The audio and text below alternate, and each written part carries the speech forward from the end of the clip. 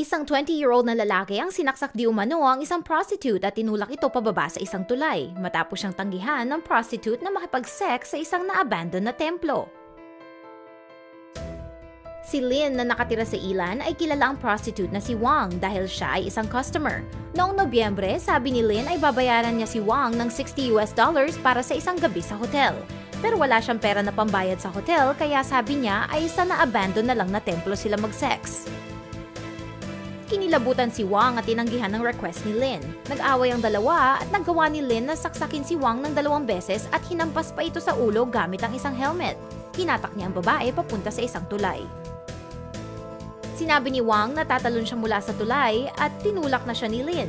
Nagkunwaring patay si Wang hanggat sa nakaalis na sa eksena si Lynn at naghanap ng tulong ang babae.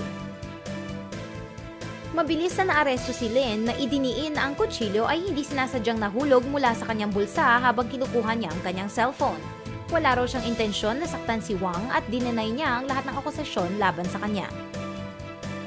Siya ay kakasuhan ng manslaughter at robbery at maaari siyang makulong ng 7 taon hanggang habang buhay sa bilangguan.